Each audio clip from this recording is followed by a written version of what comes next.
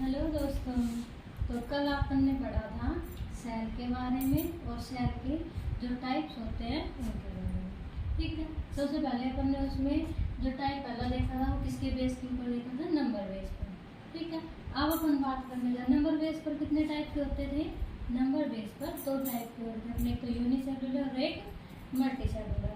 ठीक है, यूनिसेलुलर में अपन ने पढ़ा था कि जो एक ही प्रकार की कोशिकाएं होती हैं और वो सभी कार्य करती है, जबकि मल्टी सेलुलर में एक से ज़्यादा प्रकार की कोशिकाएं पाई जाती है। यूनिसेलुलर में का एग्जाम्पल हो गया था अपना अमीबा, है ना, और मल्टी सेलुलर का ह्यूमन, प्लांट्स, फ्रॉग्स, ये सब। ठीक है, अब अपन बात करते हैं on the basis of structure of nucleus. ठीक, अब जब अपन बेस पर बात करते हैं किसके, स्ट्रक्चर ऑफ न्यूक्लियस। ठीक, तो देखिए मतलब कि जो सेल्स है वो किस किस स्ट्रक्चर की पाई जा सकती है, तो दो तरह के स्ट्रक्चर में पाए जाते हैं, या किसकी स्ट्रक्चर, न्यूक्लियस की। एक तो प्रोकैरियोटिक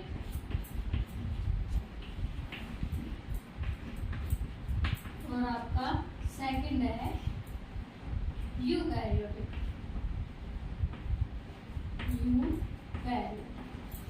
इसको समझने के लिए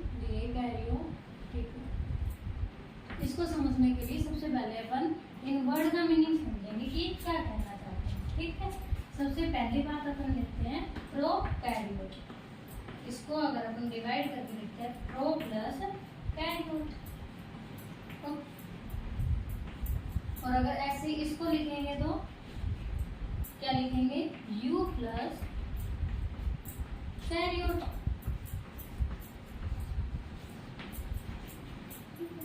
प्रो का मतलब होता है हाफ, या हिंदी में बोले तो अपन आधा। कैरियोट का मतलब होता है न्यूक्लियस। कैरियोट का मतलब क्या होता है आपका, न्यूक्लियस या केंद्र। अपन केंद्र के बेस पर ही बात कर रहे हैं कि केंद्र की स्ट्रक्चर किसमें कैसे पाई जाती है, इस बेस पर ही बात कर रहे हैं।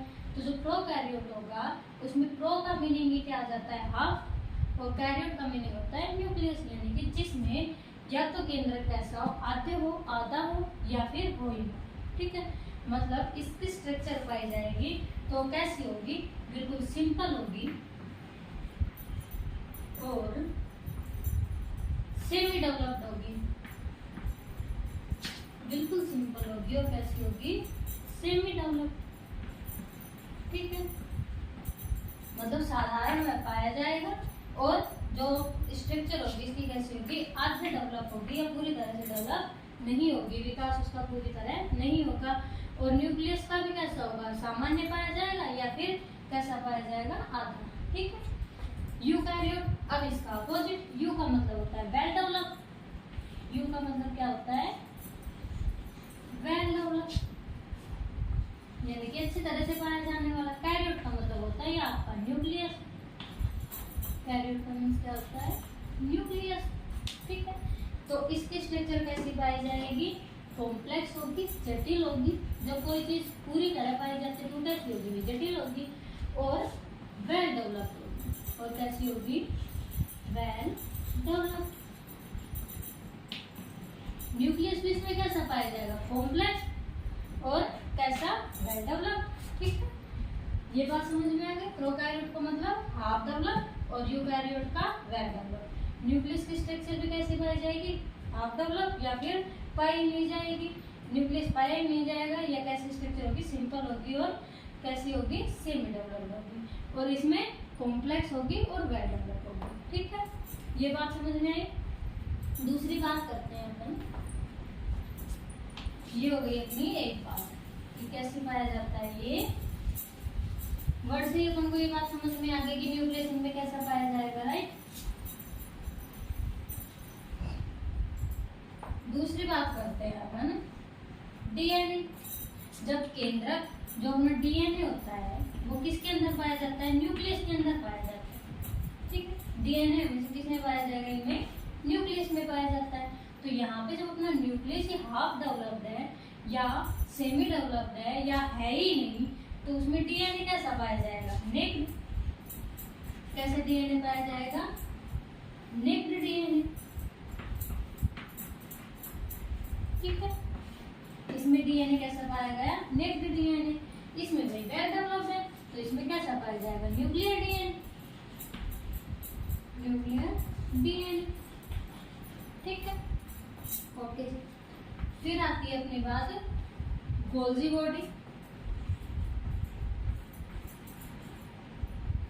गोल्जी बॉडी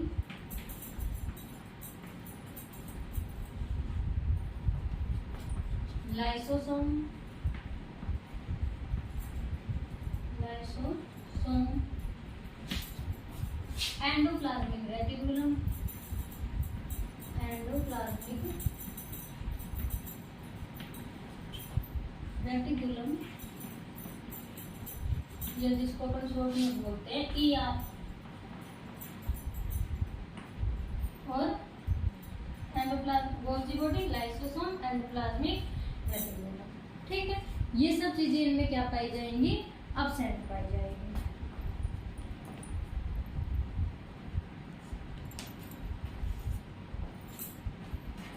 और इसमें क्या होगा? इनमें ये सब चीजें पाएंगी। देखिए यहाँ पे हमने क्या बात की कि Golgi body, lysosome, endoplasmic reticulum ये इनमें अब्सेंट होते हैं क्योंकि न्यूक्लियस कैसा होता है? हाफ डेवलप्ड होता है या सेमी डेवलप्ड होता है। जबकि यूकैरियोटिक में Golgi Kyle, lysosome, endoplasmic reticulum सभी क्या होते हैं? प्रेजेंट होता है। ठीक है, क्योंकि इसमें न्यूक्लियस भी कैसा होता है? वेल डेवलप्ड होता है। ठीक है, अपन ने पूरी बात क्या की है? सबसे पहले इसमें हाफ डेवलप क्या पाया जाता है? न्यूक्लियस पाया जाता है, जबकि इसमें वेल डेवलप पाया जाता है। इसकी स्ट्रक्चर सिंपल होती है और सेमी डेवलप होती है। इसकी कैसी होती है? कॉम्प्लेक्स होती है, जटिल होती है, और वेल डेवलप होती है, सुविकसित होती है। इनमें डीएनए नेक्ड पाया जाता है, जबकि इसमें न्यूक्लियर डीएनए पाया जाता है। इनमें जो गोल्जी बॉडी है यानी कि गोल्जी का है, लाइसोसोम है जो तारक का है, एंडोप्लाज्मिक रेटिकुलम है यानी कि अंतःप्रद्रवी जालिका है, ये सब अब्सेंट होती हैं और इनमें ये सब प्रेजेंट होती है। ठीक है, फिर बात आती है अपनी कि ऐसी कौन सी चीजें तो दोनों में पाई जाए, मतलब अपनी प्रोकैरियोट में भी पाई जा रही है और यूकैरियोट में भी पाई जाती है। वो आ जाता है आपका राइबोसोम। राइबोसोम, तो राइबोसोम इसमें भी प्रेजेंट होता है। राइबोसोम इज प्रेजेंट, और इसमें भी क्या होता है? राइबोसोम प्रेजेंट होता है। ठीक है, राइबोसोम प्रेजेंट होता है। ठीक है, इसमें 70S टाइप का राइबोसोम पाया जाता है, इसमें 80S टाइप का राइबोसोम पाया जाता है। ओके, अब आप कहोगे कि 70S और 80S क्या है ना? जब यहाँ पे तो हम लिखेंगे तो क्या लिखेंगे? 70S राइबोसोम प्रेजेंट, और इसमें लिखेंगे तो क्या लिखेंगे? 80S ribosome present. ठीक है, अब देखो इसको समझने के लिए केवल एक्स्ट्रा नॉलेज, बाकी कोई पूछता नहीं है। 70S जो राइबोसोम है, अब अपन कोई सामान लेके आते हैं तो उसको किसी न किसी चीज में नापते हैं। जैसे चीनी लेने गए तो ये थोड़ी कहते बस 2 चीनी दे दे, ये कहते 1 किलो चीनी दे दो, 2 किलो चीनी दे दो, पाव, आधा किलो, इस तरह से ना। तो राइबोसोम को भी मापने की यूनिट होती है, और वो क्या होती है? ये एस से होती है, जिसे सेडिमेंटेशन यूनिट कहते हैं। ठीक है, अब जो 70S है वो इस टाइप से आप समझ सकते हैं।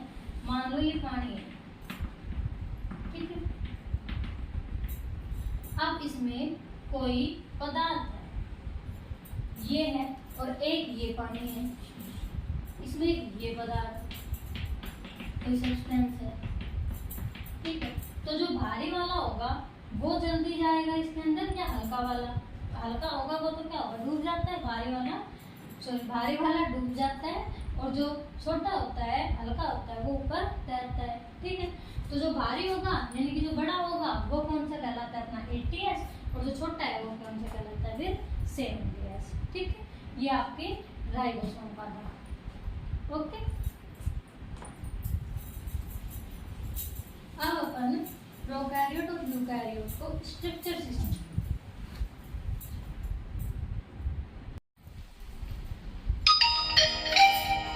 देखिए, अपन सबसे पहले प्रोकैरियोट के बारे में जो और ज्यादा जानकारी है वो देखते हैं। प्रोकैरियोट यूकैरियोट को अपन एक साथ नहीं देख रहे, सबसे पहले किसको देख रहे अपन?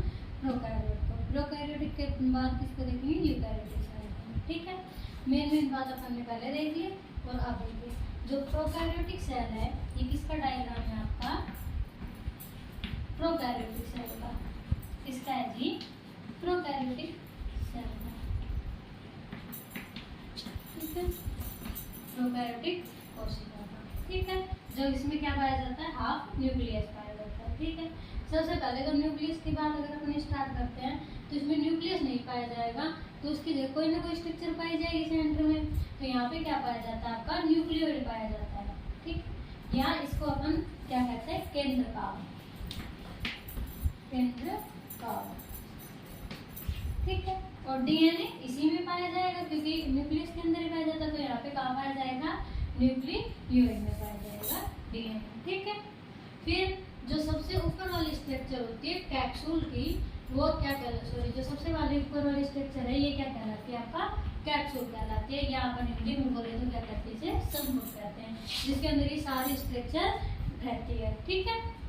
फिर इसके बाद आते हैं छोटी छोटी जो बाल जैसी, जो समान मात्रा में सब जगह पर रहती है, दाएं से लेकर बाएं तक पूरी बॉडी पर, इनको क्या कहते हैं, पिल स्ट्रक्चर कहते हैं, ठीक है। ये बाल जैसी छोटे छोटे रेशे के समान स्ट्रक्चर पाई जाती है प्रोकैरियोट पर, ठीक है। फिर इसके बाद जो अंदर वाली स्ट्रक्चर में चलते हैं तो एक सेल वॉल पाई जाती है। सेल वॉल का मतलब, सेल का मतलब कोशिका, वॉल मतलब भित्ति, मतलब नाम से पता चल रहा है कि कोशिका की जो बाहर की वॉल है, दीवार है, ठीक है, भित्ति है, वो क्या करती है, इसको सुरक्षा प्रदान करेगी कि भाई बाहर की कोई चीजें है वो इसके ऊपर सीधा अटैक ना कर पाए, ठीक। तो ये क्या कहलाती है, सेल वॉल या कोशिका भित्ति। फिर अगर कोई सेल वॉल को भी टक्कर देके अंदर जाने की कोशिश करते हैं, फिर तो अपने क्या पाई जाती है, यहाँ पे प्लाज्मा मेम्ब्रेन, अपने नहीं प्रोकैरियोटिक सेल जिनमें पाई जाती है, जैसे बैक्टीरिया हो गए है ना, यूग्लिना, अमीबा, इन सब में। तो जो प्लाज्मा मेम्ब्रेन है, जो प्लाज्मा झिल्ली है, ये क्या करती है, जो हानिकारक बैक्टीरिया वगैरह होते हैं, कोई ऐसे सब्सटेंस होते हैं जो इसको अंदर आने के लिए वो खतरनाक हो सकते हैं, इसको हानि पहुंचाते हैं, तो उनको क्या करती है, बाहर निकलती है, या जो जरूरी मटेरियल है, जो जरूरी सब्सटेंस है, उनको एब्जॉर्ब कर लेती है, अपने अंदर ले लेती है, ठीक है। तो ये क्या कहलाता है, प्लाज्मा मेम्ब्रेन। फिर न्यूक्लियोइड, डीएनए, एक स्ट्रक्चर होती है इसके अंदर फ्लैजिलम, जो फ्लैजिलम क्या काम करती है, किसी किसी बैक्टीरिया में फ्लैजिलम है वो गतिशील होने का भी काम करती है, ठीक है। ये गति भी इसको प्रदान कर सकती है कि फ्लैजिला ऐसे जाएगा तो ये भी क्या होगा, चलेगा, गति करेगा, ठीक है। राइबोसोम पाए जाते हैं इनके अंदर, इनके अंदर कैसे पाए जाएंगे राइबोसोम, छोटे छोटे, जबकि यूकैरियोट में देखेंगे तो वहाँ पे राइबोसोम सही तरीके से पाए जाएंगे, क्योंकि यहाँ पे कौन से राइबोसोम पाए जा रहे हैं, अपने 70S वाले, ठीक है। और जो ये प्रोकैरियोटिक सेल है, इनके अंदर जो रेस्पिरेशन होता है, श्वसन तो होगा, एक बात और ऐड कर लेना उसमें, जो आपका रेस्पिरेशन होगा या श्वसन होगा वो किसके अंदर होगा, मीजोसोम में, किसमें होगा, मीजोसोम में, ठीक है। जबकि यूकैरियोट में अगर अपन देखेंगे कि जो रेस्पिरेशन होगा वो किसके अंदर होगा, माइटोकॉन्ड्रिया में, ठीक है। इसमें कौन सी स्ट्रक्चर पाई जाएगी, एक्स्ट्रा मीजोसोम, ठीक है। ये प्रोकैरियोट है, प्रोकैरियोट आपका क्लियर हो गया होगा। अब चलते हैं तो यूकैरियोट।